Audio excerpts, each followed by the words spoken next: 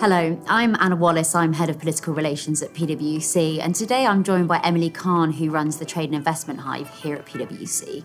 And what we thought we'd do is spend just a few moments going through some of the top questions that we get from clients about Brexit and why it might be right for them to act now.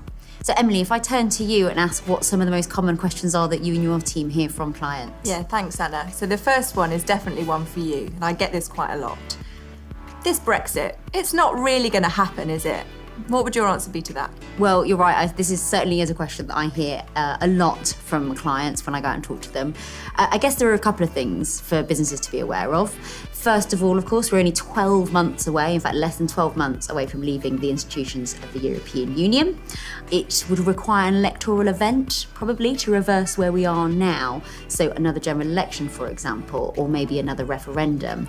And the Fixed Term Parliament Act would certainly reduce the likelihood of that happening. And even if we were to have another electoral event, like a general election or a referendum, there is still very little evidence in the polls that public opinion has changed and that the outcome we would see would be any different from the one we saw 2 years ago. Okay, so link question, follow-up question to that.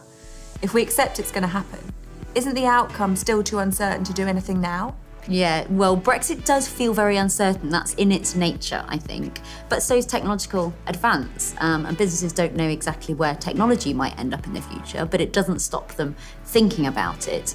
And we've been quite clear in PwC that actually the contours of Brexit have been quite clear. And there is already quite a lot within those parameters, if business understand those scenarios, that they can be doing to plan for change. For example, we know that freedom of movement will come to an end. So if you rely on EU workers in your business a lot at the moment, and or you rely on being able to move your people around Europe, well, there's one change that you know is going to take place in the next few years. Yeah, good point. Okay, so a question for you, Emily, sitting where you do in the Trade and Investment Hive in PwC. If I'm a business, I don't currently trade with Europe, surely Brexit doesn't bother me. Yeah, that's one I hear a lot too. And there's a lot of different responses to that. Two off the top of my head. First is the point you just made. You might not trade with the EU, but what does your workforce look like? Most businesses across the UK are going to have some employees who are from the EU. They might be senior executives, really specialist skills that are hard to come by. They might be large volumes of people that they're dependent on in things like distribution centres. Both those situations need some attention. And secondly, you might not trade with the EU, but what about your supply chain? Maybe they do. Any delays and costs that they incur could well become delays and costs for you too. Great point. Okay, so you talked about delays at the border. Lots of people are worrying about tariffs, but is that a little bit of a red herring if we imagine we're going to get to zero tariffs in any EU-UK FTA? Partly true, partly false. Okay. So we think it's most likely that we'll get a deal with the EU. And if that happens and it looks a bit like the Canada deal, then chances are there will be no tariffs on most, if not all, manufactured and agricultural goods. But that's only true for UK and EU goods. And there are particular rules called rules of origin that specify how much content needs to come from the UK and the EU to qualify for those rates.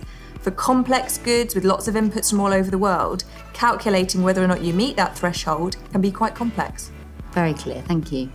We've recently reached an agreement on the transition period. Does that mean we can all wait a bit longer before putting any plans in place? Yeah, the transitions is probably what we've been calling internally another false positive. So lulls us into a sense of security that we perhaps don't have to act now.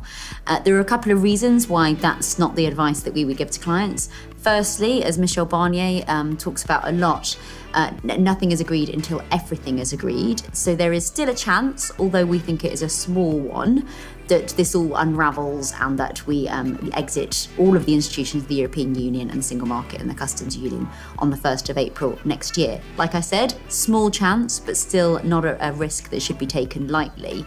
And that really comes on to the second point around transitions, which is at the moment they're only a political agreement. They aren't legally binding. So for some businesses, that will be enough for them to sort of delay or finesse their Brexit plans. But actually for lots of organisations, only legal certainty will allow them to take the foot off the pedal. That's particularly true in regulated industries where regulators want certainty and assurance that businesses would stand up in the event of Brexit on the 1st of April next year.